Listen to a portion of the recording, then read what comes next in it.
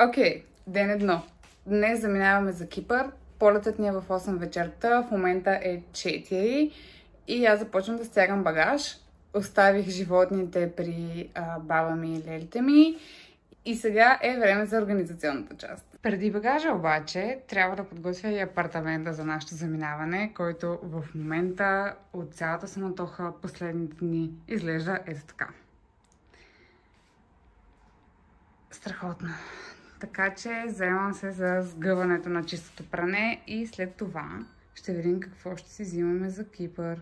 4 тоалета за 4 вечери, плажна рокля, туника, компактна кърпа от Декатлон, 2 чифта бански, нещо за спане и козметика. И така, време е за сгъване. Окей, багажа изглежда ето така. Влизам за бърз душ за освежаване и ще приготвя козметиката и съм готова. Само да отбележа, че задължително взимам джапанки и обувки за плаж. Много е важно. Предполагам, че вече почти всички са ходили в Гърция, но въпреки това виждам нерядко дори самите гърци да не носят обувки за плаж.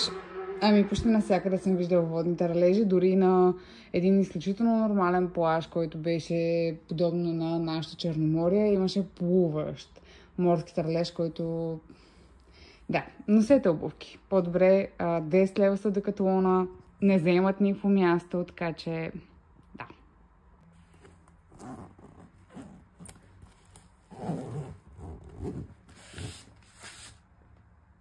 Готови сме.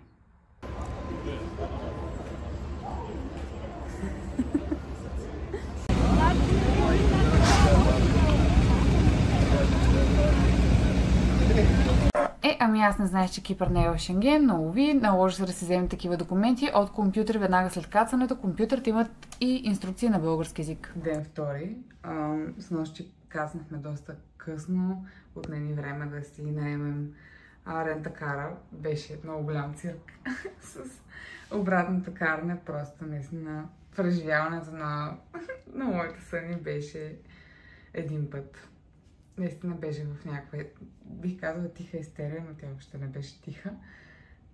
Да, беше приключение. Със сигурност ще избягваме максимално да ползваме колата за места, където можем да отидем без нея. Ще ходим без нея.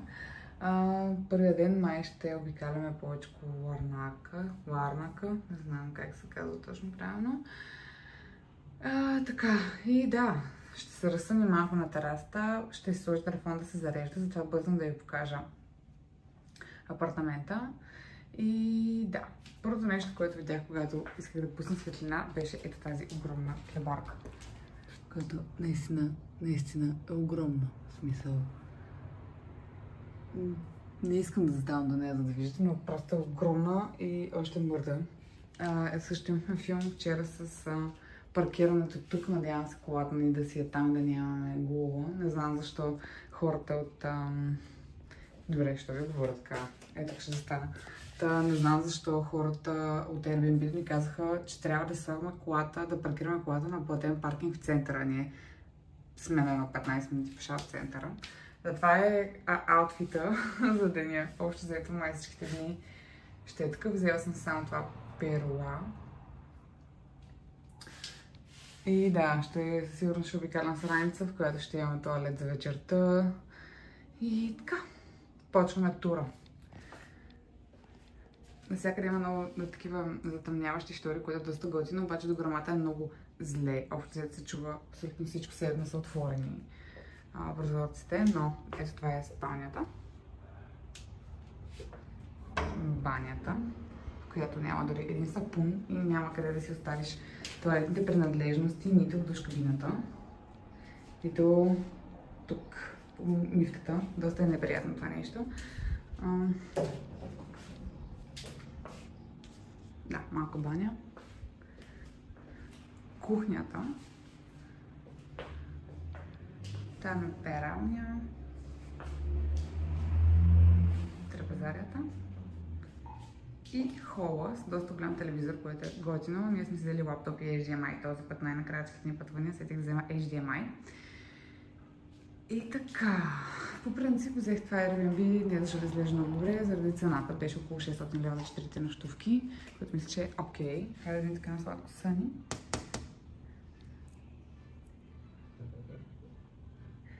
Идвам. Добре, слагам телефон да се зарежда и да се разсъмвам.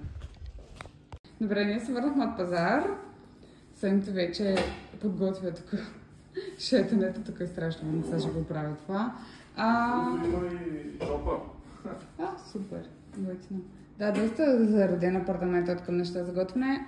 Това ни е пазара за 38 евро. Казала съм се, че тази почивка ще се постарая да записам малко по-подробно разходите, хем за влога, хем и ние да можем да си направим сметка, така че да, тук сме си взели няколко чипса, между другото Принглса е 95 цента. Вчера на Съни много му се ядеше Принглс самолета, където беше 6 евро, 5 евро, 4 евро, nevermind, смисъл се беше абсурдно.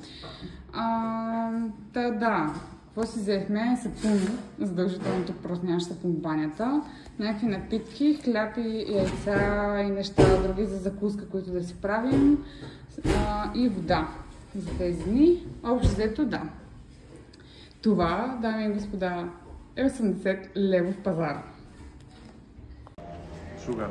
И закуската на шеф Съни. Зеро шугар. Нашата закуска в 12:30. С изгорели или на невероятния циган. Да, тиганът беше доста неприятен, мирише на риба. Но ще хапваме до после. Нещо много важно ще я да спусна. Ако идвате в Кипър, да знаете, че контактите им са английски, американски. Не знам, но са с трите. Да, купете си адаптер.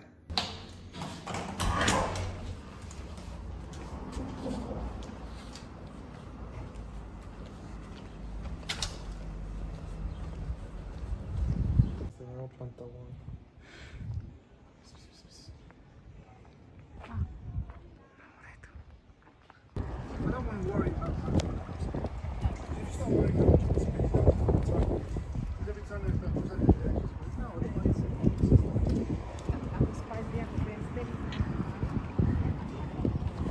Има вятър, не знам колко добре ще се чуваме, но решихме най-накрая в 3 след обяд, най-голямата жега, да отидем най-накрая на плаж.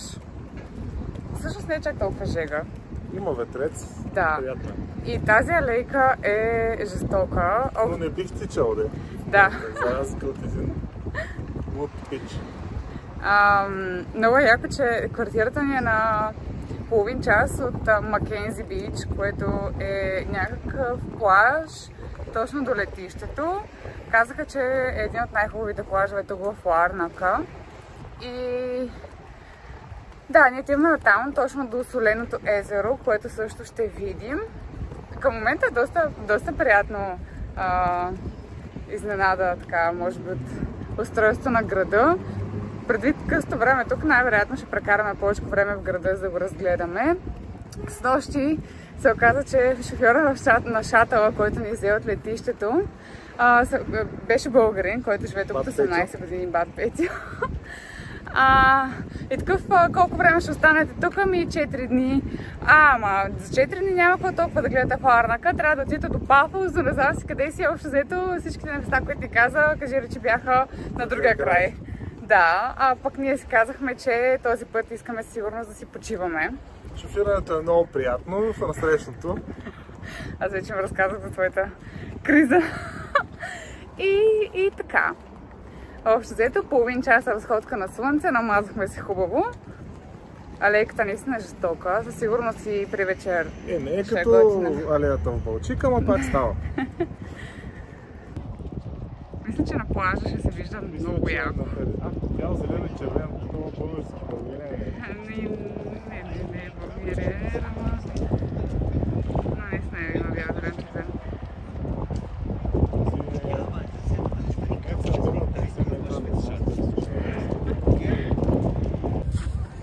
Намерихме супер готино барче, плажно. Казва Нисе. И това е на един първите плажове, после ще проверя кой беше. Тук като пламени са. Да. И мириш хубаво. Колко пламени? Вентилатори има.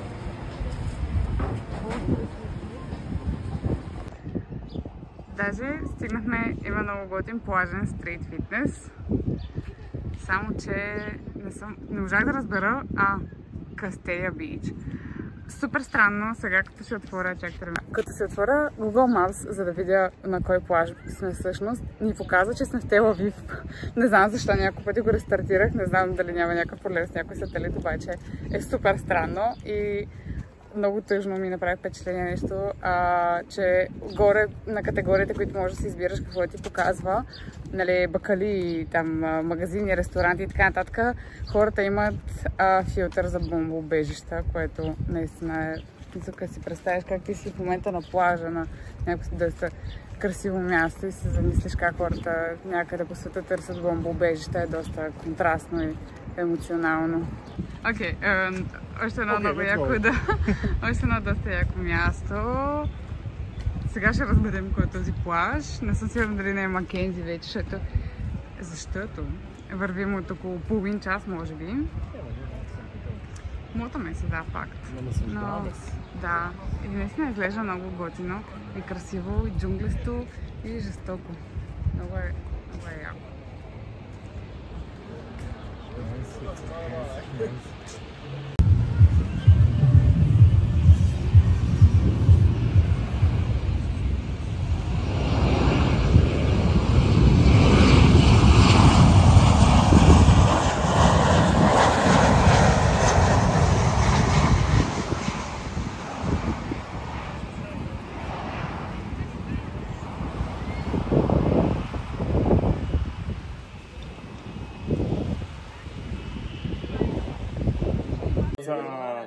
Ние се върнахме на готиното барче Муса. Да. И чакаме свежи напитки. Минахме цялата ивица, за да се върнем на първото барче, което се хареса. Да, но... Аз съм виновен за това. Поне мисля, че си направихме поне половината от крачката за деня. Ама защо имаме два микрофона? За да ги държим вкъщи? Да, забрави ги този път. Добре, ма скъпи. Това е когато те има с Мартин. И се снима ето така. Страх? Това ще я платил някой друг. Нещо, което ми направи впечатление да ви кажа в посъкрете. Всичко е разводнено. Някак си много вкусна, разредено. Значи, поръчах си цитронада. Има само няколко капки лимон. Сутринта си напазарувахме от маркета дзадзикито, което си купихме. Беше, в смисъл, не знам се едно, как да ви кажа, и дзадзикито, и плъшката шунка. Дори доматите, някакви черни домати, не знам, някак имат много ненаситен вкус, което е супер странно, тъй като аз съм стана с впечатление, че гръцките продукти са много хубави, аз това експлоатирам и в гръцки. Тук е кипърски, но да, в локален маркет, а не в някаква голяма верига, но честно казвам, в момента съм разочарована. Единството нещо, което на мен ми беше много вкусно, бяха маслините, които пък са ни не харесвам. Които пък на мен не ми харесвам. Да, но... Не знам. Някакси... Не съм много впечатлена до момента. Надявам се към Марта да схубави вчера. Снощи черахме гироси, просто бяхме много морени и гладни и не го заснех. Но и гиросите не ми харесаха. Картофите бяха доста, как бяха сухи. Не препоръчвам тебе. За първи път ям гръцки гирос, който не ми харесва. Да. Иначе, като цяло към момента... Защото не е гръцки. Да, иначе като цяло на момента гърчето е доста приятно. Много е яко, че летището е толкова близо. Реално, ако нямаш полет, който казва 12 през нощта, деца вика даже на ход може да стигнеш до квартирата, ако е по-близко. И ако обичаш да вървиш. В много як ресторант сме. Ще го оставя... Ще напиша тук как се казва ресторанта и ще ядем традиционно кипърско мезе. Всъщност то не е точно. Има два вида. Местно и рибно. Ние свършихме рибно. И ще ви покажа как изглежда. защото аз почвам да ям. Една част. Ето на сладко съни. Това е първата част мезето. Първата хапка. Идеята е да ти носят 7-8 различни вида порции храна. В случая започваме с 4 разядки и салатка. И ние почваме с винце и узо. И узакис. На здраве. Не знаеш. Идеално.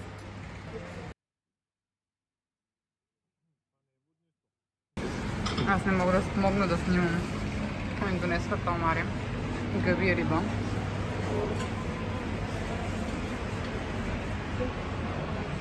Маса изглежда ето така. И тък му спрях видеото индонезска още риби.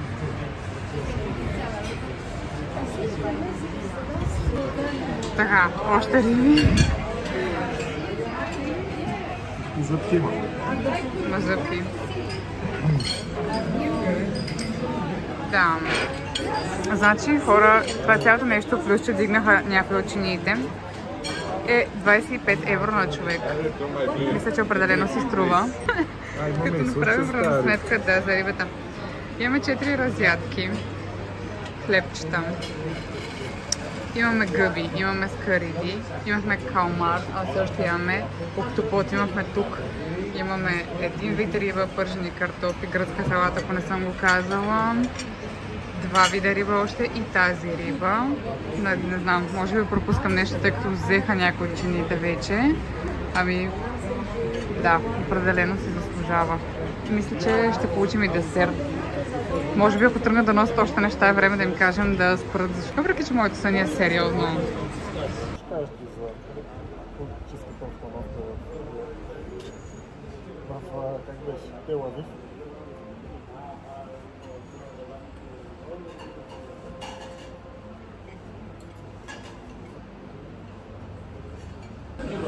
Взехме си супер готини сладоледчета с...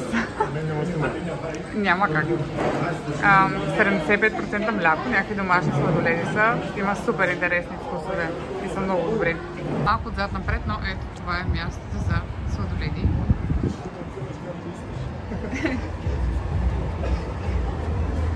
И това са сладоледите. Вътре изглеждат още по-готино.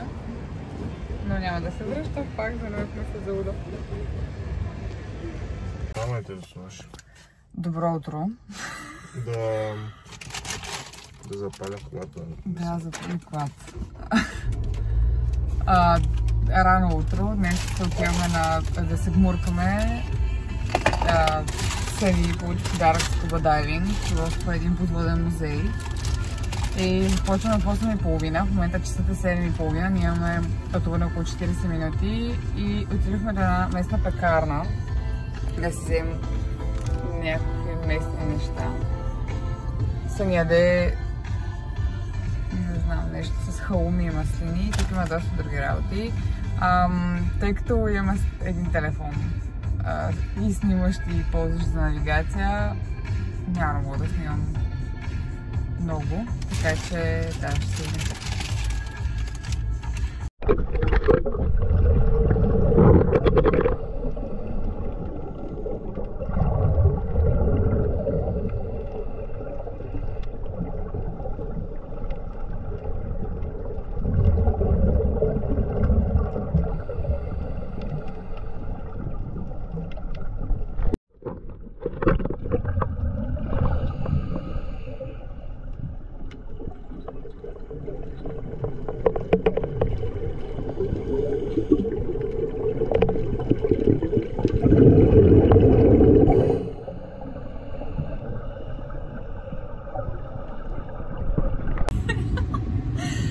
Приключихме с гмуркането.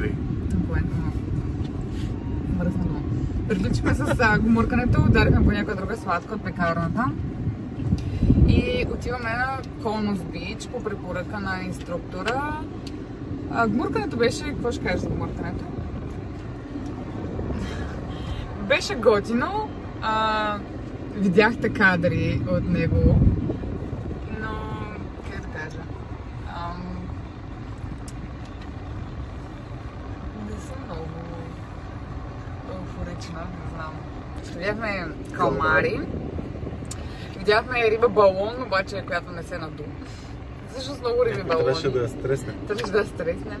И беше, интересно преживяване беше, понеже имаше, аз на няколко пъти се стреснах, понеже всичко под водата се случва супер бавно и аз тръгвам да се обръщам да търся съни и изведнъж гледам някои от статуите с тия главите храсти и беше доста стряскащо. А пък аз няколко пъти я шляпнах, докато презнам време. Ама докато я стигна, си мисля, че я шляпам, па не мога да стигна. Да, е супер странно колко бавно се случват нещата под водата, под земята, под водата и нещата се струват близко, те всъщност са супер далеч. Аз затова на няколко пъти спадах леко като паника, защото си мислех, че ще опра дъното, пък ме е страх да няма някой таралеж, понеже ние сме с половин неопрени, нали, не цели. Тоест цял неопрени си според мен няма да спаси точно от таралежа. И да, и видя ли миличките? Здраве, не си показах накрая. Имаше супер големи такива милички, бяха много яки. И така, отиваме към Конус Бич да търсим... Тя е много яка. Калари. Фащаме се с приключението с обратния волан. Сънито се справя супер добре. Това е най-голямото адреналинно преживяване, да караш в обратно движение. Да, но съня е направо... Още не сме се обласнали. Кръговите ги взима с затворени очи. И с третото око ги виждам даже. Так, сигурно се, супер. Айде да фащаме пътя. Айде да фащаме пътя. Конус Бич има едно единствено заведение, което е точно на плажа. Гледката е брутална. Ето там, мисля, че се пада плажа на Косънурките. Тук трябва да е Афродита, ако не се лъжа. И тук е Конус Бич. Има много активности.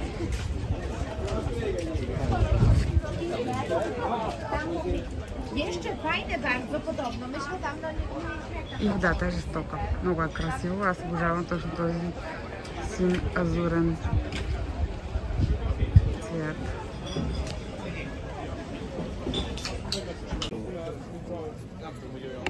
И така, заведението от към меню е доста... не е въобще традиционно, по-скоро е направено за повече чужденци. Има предимно салати, има някакви японски, азиатски салати, може би нещо, не знам, с някакви, може би гъби. Не обърнах много внимание. Много сандвичи. Има много сандвичи, да. Топли и студени. Предимно малко като за англичани и американците. Американците не, но предимно като за англичани всяка ще направя на менюто. Има супер готина безплатна туалетна с безплатна съблекална, наистина супер поддържано, много добре направено. Мен лично много ме впечатлява това нещо, тъй като в България на мен се случи за един ден да дам повече от 10 лева за ползване на туалетни. В смисъл, в Слънчев бряг, да, пикла. Аз пия много течности, много вода. Отделна вечерта бяхме седнали да се черпим на плажа, което ми е много любима активност на морето, особено на Борското Черноморие, и 10 лева за туалетни. Мисля, че е скандално. Да, имате някакви бански нитра. Обядът ни. Важните неща от храната. Изглежда добре. Има авокадо, има яйце, май. Не, това май е някакъв сос, но да, изглежда добре. Високо протеиново е. Чак високо не. Има 100 грама месо. Високо за някои 40 грама. Мисля, че беше най-добрият избор, който можехме да направим от менюто. Да, добре. Изглежда готово. Но пък и на тази гледка. Аз съм гледката. И тази гледка. Ще разчароваш хората, няма да... Вече е супер.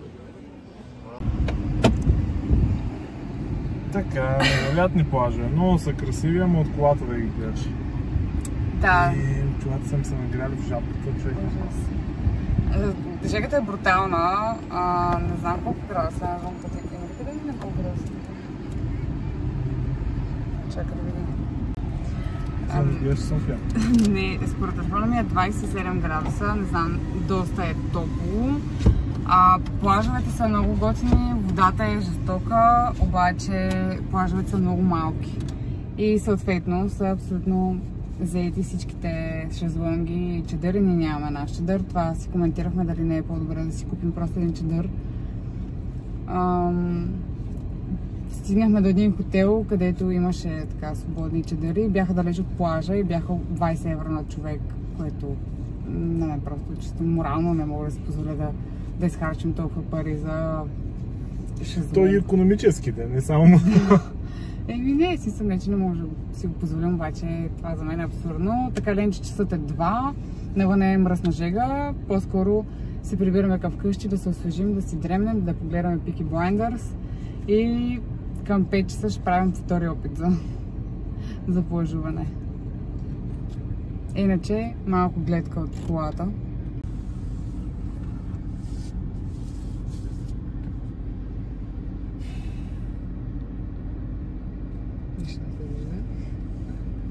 Не е друго, гадна храна.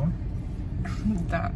Важно, че обядахме малко тъпа храна. Забравих да кажа, значи аз лично за себе си взимам много жестока бележка. В Гърция или началото на юни, или септември. Просто в сезон, а то още не е започнал пика на сезона, не. И мисля, че Кипър не е точно моето място към момента, честно казано. Но да. Ние решихме да... Човек каза да не спирам климатиката. Топа влиза топ. Решихме да спрем да си напазаруваме някакви неща в Lidl, за да не ходим до този магазин, където, както казах, има някакви неща с разреден вкус. Тук сега ще с неразреден. Да, надявам се. И тъкмо да сравним някакви цени с българския Lidl. Ние оттам си пазаруваме, така че да. Ай. Към момента всичко си е същото. Авокадото си е 7 лева, черешите са 9 евро, демек и те 17-18 лева, бананите са евро и 50. Така че до момента доста сходство в цените.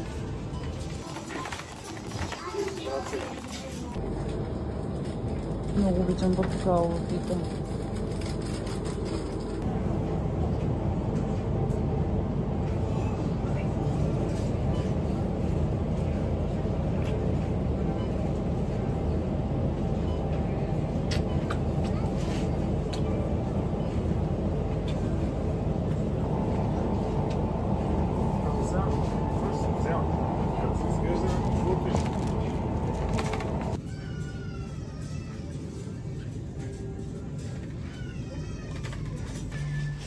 Нещо, което хапваме е този шоколад, тъй като е с много ниско съдържание на захар и то е със същата цена.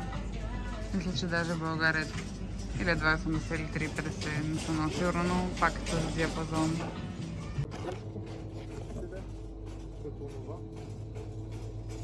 Обикалях като луда да намеря яйца и не бяха в хладилника, където ние сме свикнали да бъдат, и ги намерих на стелажа за не знам, так галета и млека и разни други тестени изделия. Доста странно, но да знаете.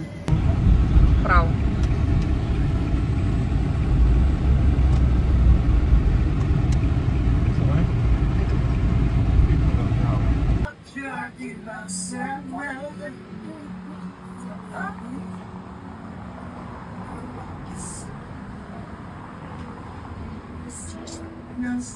Мисля, че един дядо тук ще ви се усмихна през колата.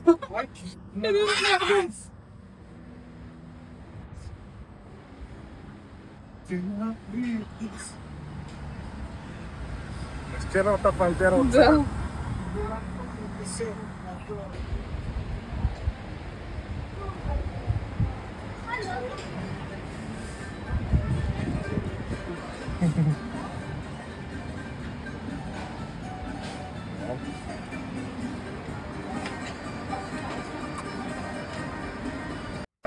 Това е меню за двама. Общо взето като цена беше окей. За първи път пробвах раци, бяха ужасни, имаха вкусна тиня и като цяло храната беше доста безвкусна, така че не препоръчвам ето това заведение. Гледката е страхотна, обстановката също, но храната не.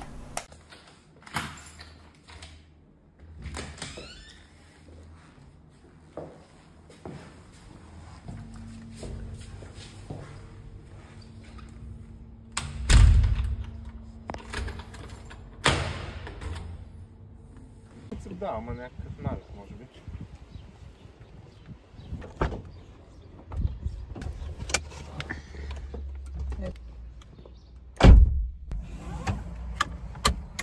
Отиваме до Тумбо да си купим чадър, защото вчера не онзи ден пропуснахме плаж, тъй като нямаше свободни шезлонги никъде, а е страшна жега да стоиш на слънце.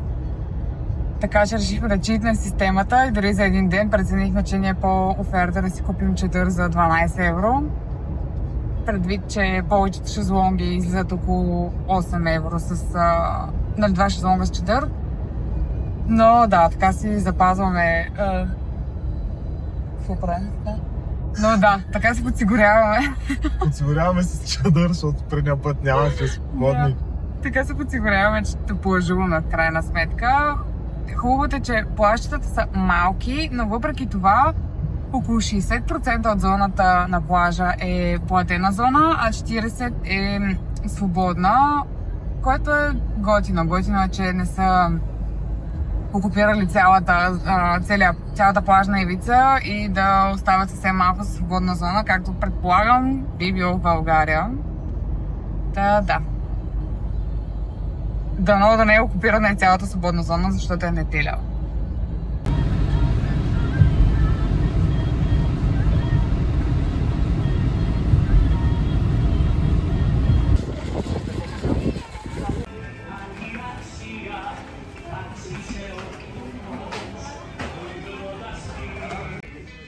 Намерихме се чадъри.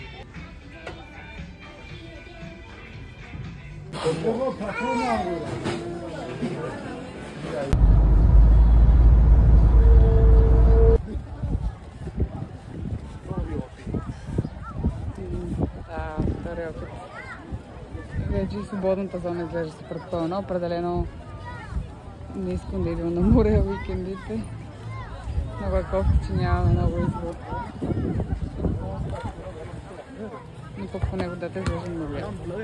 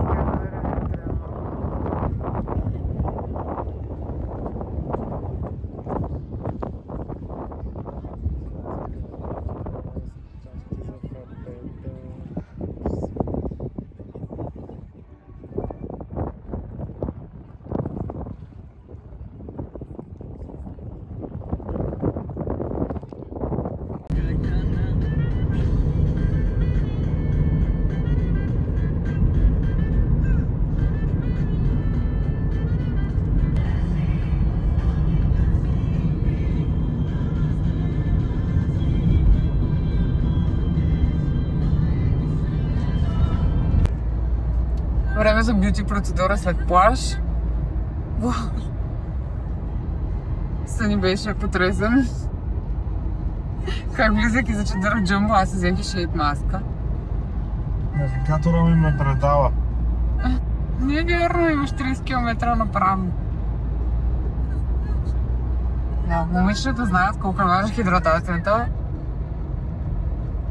А особено когато се сръчам багаж и нямаш много възможности да вземеш. А момчета се хидратират спира.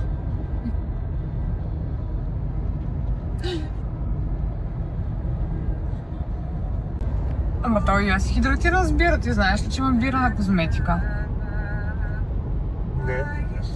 Не. Аз съм си купила бира на козметика от Прага. Естествено, че от Прага.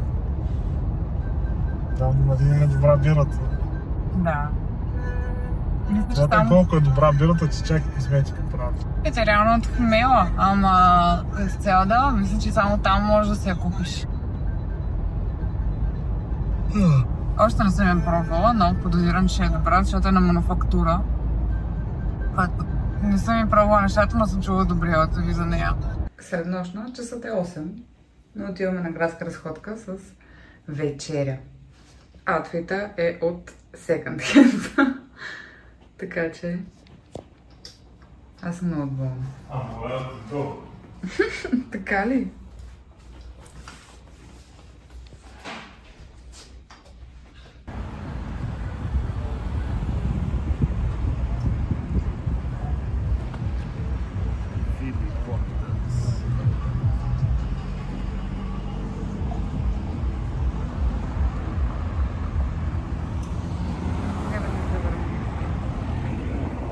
Бързо включване от квартирата.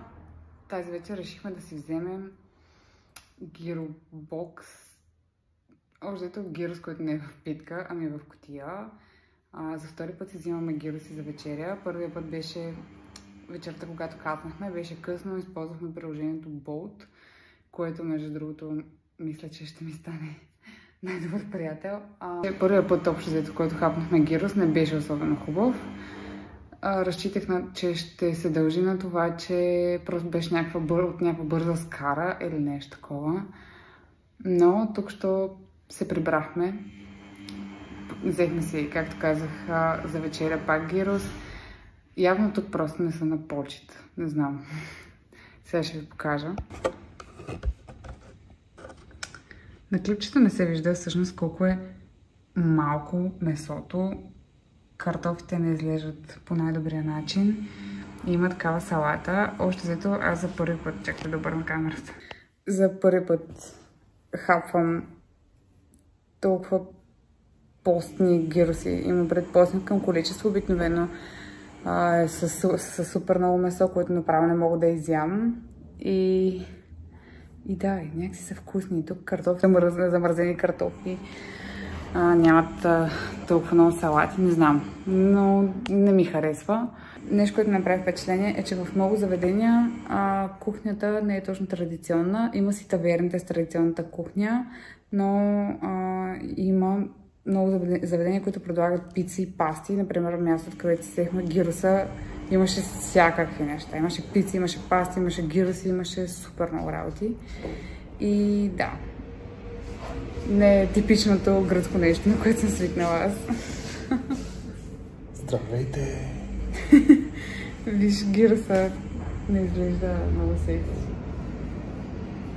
Се вдъхнови да снимаш? Да. Аз съм готова да е. То Кипър ни вдъхновява само с някакви лоши работи за снимки хора. Да, днеска обяда също беше гаден. Определено Гърция май повече си ми харесва. Не, че точно, да, гръцко е тук, обаче не баш. Има много влияние чуждо и да. Днес обяда беше ужасен. Аз за първ път пробвах раци, ще им дам втори шанс някога, но беше много гадно. Може вкусна тиня. Още взето. И така. Ние ще си пускаме сериал и ще си хапваме. Ай, чао! Последен ден. Имаме страшно много време до полета, който е в 11 вечерта. И решихме да дойдем до Левкара. Това е малко занаятчийско сърце, което е много известно с бродери, дантели и ръчно правени сребърни бижута, които са много красиви. Показах какво имам. Аз се здобих с едно от моите съни. И е супер красиво граче, мъничко е, може да се обиколи бързо, въпреки че ние все още не сме го обиколили цялото. Силно впечатляващо е как, може би времето е около поне 23-25 градуса, но вятъра е много разхлаждащ и е много... 25 на 30 градуса.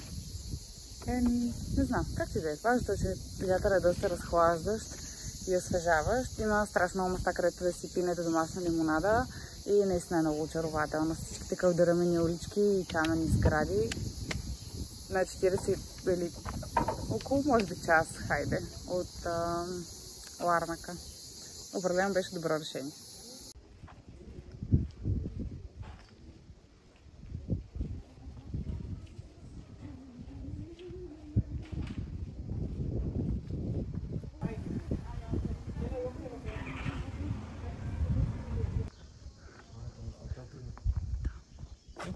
Колко джунгъл тук се вижда. Джунгъл.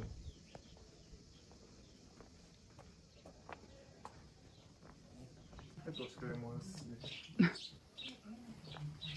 Трябва ли да насяраме на всичките възможни места?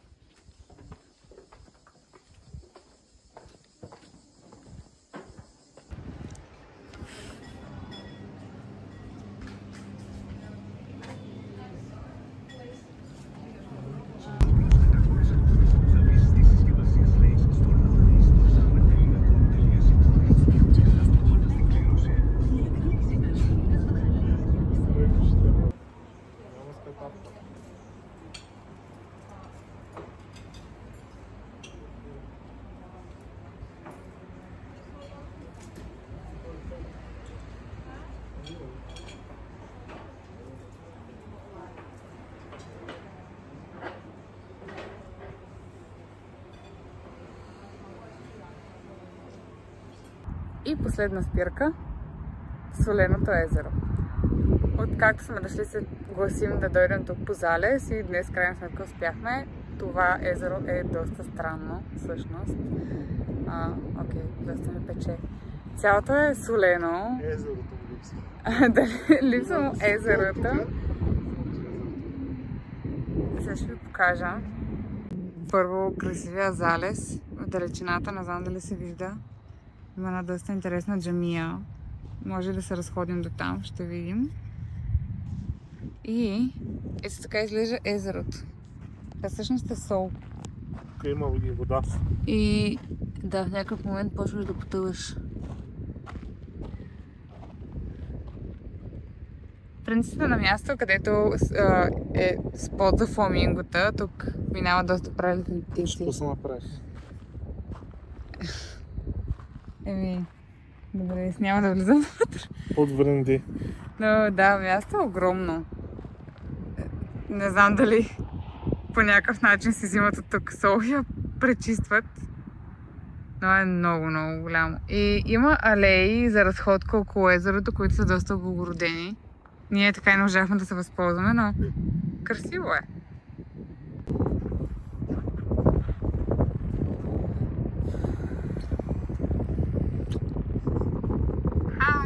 Както отмина този ден, отмина и нашата почивка. Бързо и неусетно и горещо. И бързо включване, вече сме в София, даже от известно време. Аз доста закъснях с обработката на този влог. И да направя едно кратко обобщение. Аз лично не съм доволна от престоя ни в Кипър. Имаше готини места за виждане, но като цени ми се стори една идея по-скъпо, като храна въобще не ми хареса. Ето тук ще изпиша, ще изпиша двата ресторанта, които най-много ми харесаха. И ги препоръчам, ако сте в Ларнака. За съжаление не си спомням всички ресторанти, в които се хранихме, съответно да кажа кои не ни харесаха, но със сигурност в видеото сте видяли поне единия ресторант. Тук също ще изпиша всичките ни разходи и колко пари ни излезе на цялата почивка, като отбелязвам, че ние самолетни билети не плащаме, тъй като имам кредитна карта към ДСК, което е в партньорство с Wizz Air, съответно вместо кешбек аз трупам точки, които точки се конвертират в пари за самолетни билети. В Кипър бих отишла още веднъж в западната част на острова. Ние сега бяхме в източната, тъй като съм чувала за Пафос, че е доста хубаво. И това е. Благодаря ти, че гледа влога. Надявам се да ти е бил полезен и интересен. Ще се радвам да ми оставиш коментар и да ми кажеш своите впечатления и от влога и дали си била в Кипър. Смяташ ли да ходиш там? Ще съм благодарна, ако се сабскрайбнеш. И така, ще се видим в следващото видео. Чао!